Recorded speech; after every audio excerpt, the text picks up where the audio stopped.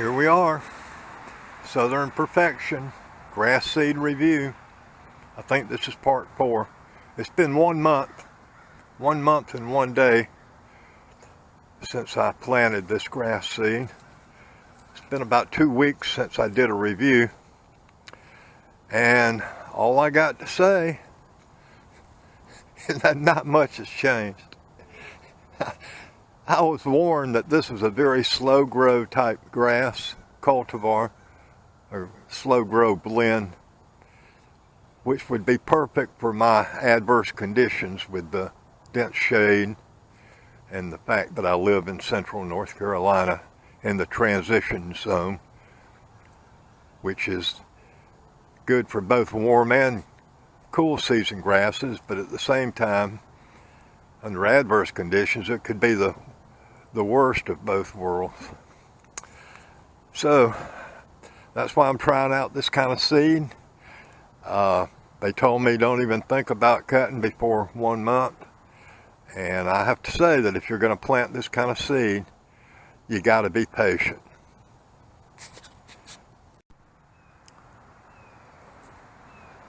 What I'm hoping for, and what I've been told by the professional who sold me the seed, is that this slow grow grass will be slow to die during the tough months, say July and August. And that's what I'm really looking for more than anything, is something I can plant and it can make a full 12 months of some sort of cover on this ground. There's other grasses I've tried over the years that give you immediate gratification, but I haven't found anything yet that will last during that 6-week period in the middle of the summer here in central North Carolina. So that's what I'm hoping for, that I'm going to get my base down with this Southern Perfection, and then I can go ahead and worry about beautifying it after that. Hopefully this base will last through the summer, and we'll see. That's what this review is all about. I believe 2 weeks ago I gave you a close-up look where the grass was about 3 inches tall in some places.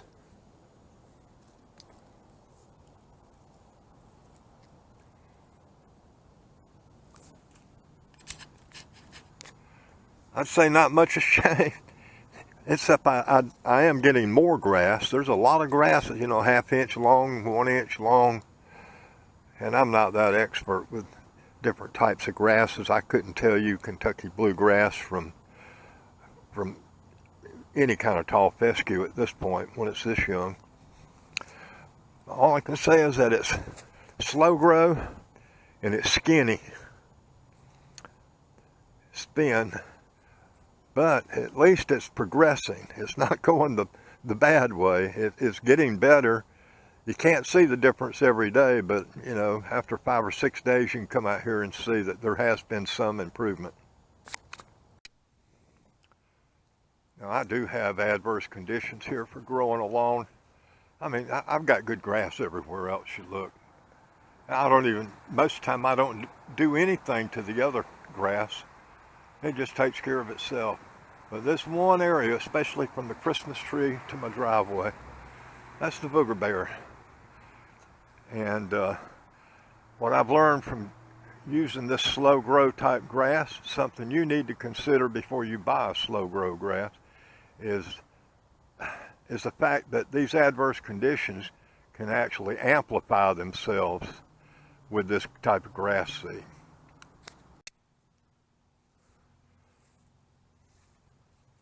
The most obvious problem would be leaves.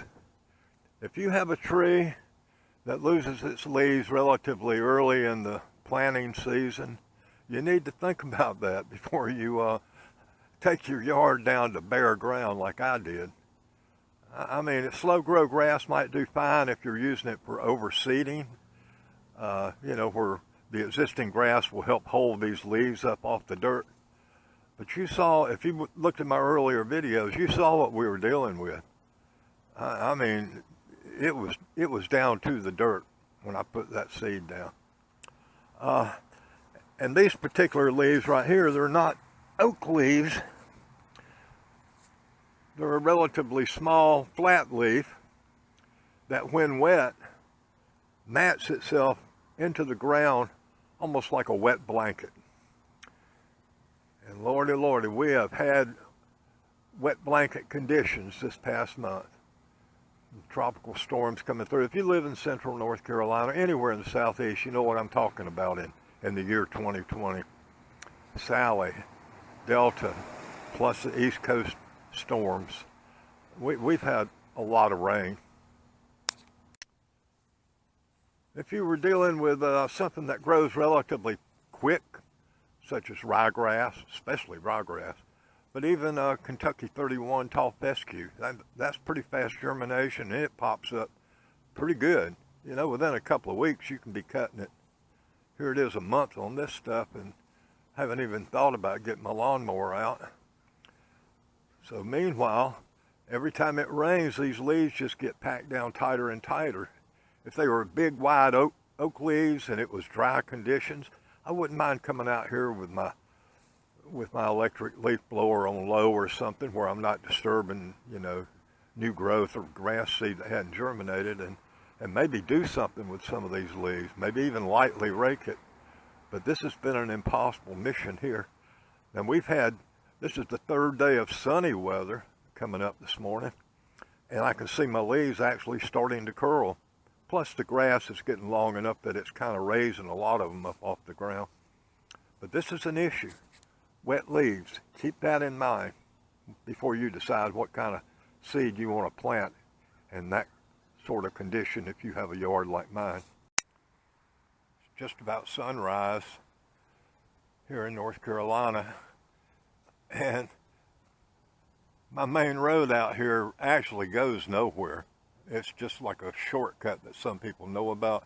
Most times during the day there won't be a single car going up this road, but this time of day everybody's going to work, so there is a little traffic here.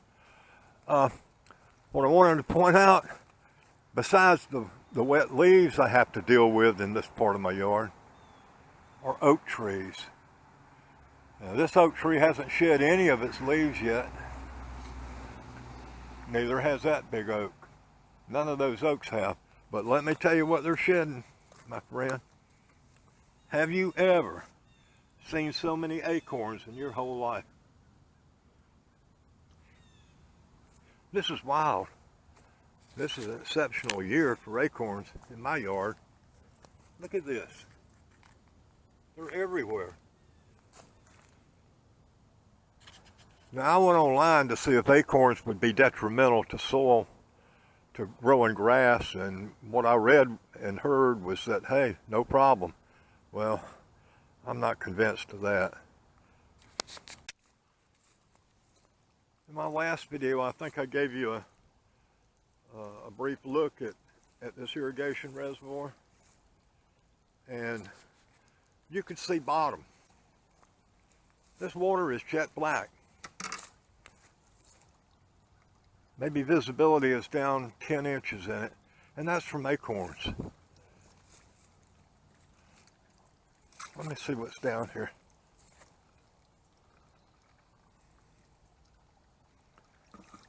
Acorns. They turn the water black. Now, I haven't used this irrigation system in probably the past 10 days. We've had so much rain, it's just overflowing. I haven't felt like going down to the creek to lift the intake up out of the water, so I'm just letting it flow back down the creek to where it came from. But acorns turn my water black. It turns my soil black. Is that good or bad? If you know, talk about it. I have no clue. Like I said, everything I've heard was that, hey, acorns are not a detriment to growing grass. Could be. Something else to think about if you're going to do a complete renovation of your yard, as opposed to simply overseeding it, is topsoil. This pile of dirt has been here for 2 months, and this is the only thing I've found growing in it. One little weed. you would think that dirt that looks so rich, I mean, it's beautiful looking dirt, would quickly get covered over like a chia pet. I got weeds that sprout everywhere around here. Nothing growing in that topsoil. Now, you saw in my previous videos all those bright spots I had in my yard. That's where I'd put that topsoil out, and it sort of got bleached by the sand or washed white after we had some rains. My grass is growing in those areas, but it's definitely not as strong as in the areas where I did not add that new topsoil. I think you can see it right here. This was all new topsoil. Now, where I put it out as just a thin layer, trying to level this yard up, it's not that bad. But where I had to add 3, 4, 5 inches of topsoil to fill in, big depressions, some of the grass has not really started doing well at all in those areas. So if you buy topsoil, if I had to do it again, before I laid this topsoil out, I would have probably mixed something with it, some sort of potting soil.